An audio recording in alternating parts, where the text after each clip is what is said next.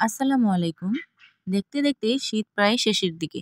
শীতকালে আমরা যত ধরনের সবজি পেয়ে থাকি, অন্যান্য মৌসুমে কিন্তু এত সবজি আমরা পাই না। তো এই সবজিগুলো আমরা সারা বছর খাওয়ার জন্য এভাবে ফ্রোজেন করে রাখতে পারি। তো আমি এখানে কিছু সবজি যেমন ব্রোকলি, গাজর এগুলো আমি সামান্য পরিমাণের ফ্রোজেন করে রেখে দিব। মাঝে মধ্যে নুডলস কিংবা মিক্সড সবজি রান্না করতে কিন্তু এই ফ্রোজেন সবজিগুলো ব্যবহার করতে পারবো। কারণ অফ সিজনে এই সবজিগুলোর অনেক দাম থাকে।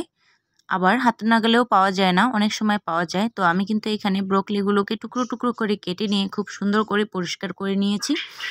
এরপরে কিন্তু আমি গাজরটাকেও খুব সুন্দর করে পরিষ্কার করে তারপরে কেটে নেব। তো আমি আমার পছন্দ মতো এখানে শেপ দিব। আপনারা চাইলে আপনাদের পছন্দ মতো শেপ দিতে পারেন। নুডলসে দেওয়ার জন্য আমি এখানে কুচি করে কেটে নিব এবং কিছু আমি লম্বা করে কেটে নিব। তো আমি কিন্তু এভাবে সবগুলো গাজর কেটে নিব। তো এই তো আমার কিন্তু কাটা প্রায় শেষ।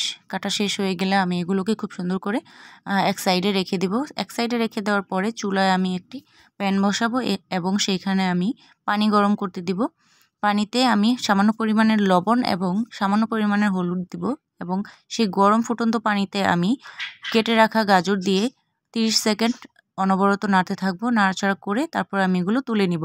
মনে রাখতে হবে 30 সেকেন্ডের মধ্যেই কিন্তু উঠিয়ে নিতে হবে। বেশি সিদ্ধ করা যাবে না। বেশি সিদ্ধ করলে কিন্তু এটি ভালো হবে না, ফ্রোজেন ভালো হবে না। তো আমি কিন্তু উঠিয়ে নিচ্ছি। এভাবেই একটি ঝুড়িতে করে ছেঁকে নিতে হবে। খেয়াল রাখতে হবে যেন গাজরে বা ফ্রোজেন করা সবজিতে কোনো পানি না থাকে। তো তার জন্য কিন্তু আমি খুব সুন্দর করে একটি সাইডে রেখে দেব।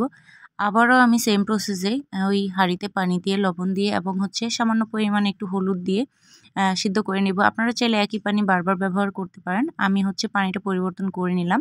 তো এইখানে আমি ব্রকলিগুলো দিয়ে আগের মতোই 30 সেকেন্ড অনবরত নাড়তে থাকবো এবং নেড়েচেড়ে তারপরে আমি এটি আবারও সুন্দর করে সেঁকে নেব। যাতে ব্রকলির গায়ে কোনো পানি না থাকে, কারণ পানি থাকলে সেটি ভালো ফ্রোজেন হয় না। তো আমি কিন্তু নেড়েচেড়ে নিচ্ছি ঘড়ি ধরে 30 সেকেন্ড। এখানে চুলার আগুনটা কিন্তু হাই হিটেই থাকবে। তারপরে আমি এই ব্রকলিগুলোকেও সুন্দরভাবে উঠিয়ে নিচ্ছি। তো দেখুন কি সুন্দর কালারটা এসেছে, একদম অরিজিনাল কালারটাই কিন্তু এখানে রয়ে গিয়েছে। দেখতেও কিন্তু বেশ ফ্রেশ লাগতেছে। তো এখন এগুলোকে পানি ঝরানো হয়ে গিয়েছে। আমি আধা ঘন্টার মতো এখানে রেখে দিয়েছিলাম এবং এবার আমি এগুলোকে খুব ভালোভাবে প্যাকেটজাত করব। আপনারা চাইলে এয়ারটাইট কন্টেনারে করে রেখে দিতে পারেন এবং এয়ারটাইট পলিতে করে রাখতে পারেন, ব্যাগে যেগুলো আছে বাজারে কিনতে পাওয়া যায়। আমি কিন্তু আমার হাতের কাছে যা ছিল সেখানেই রেখে দিয়েছি। এখানে গাজরগুলোকেও আমি বক্সে রেখে দিয়েছি এবং ব্রকলিগুলোকেও। আপনারা এভাবেই সবজিগুলোকে সারা বছর সংরক্ষণ করে রাখতে পারেন।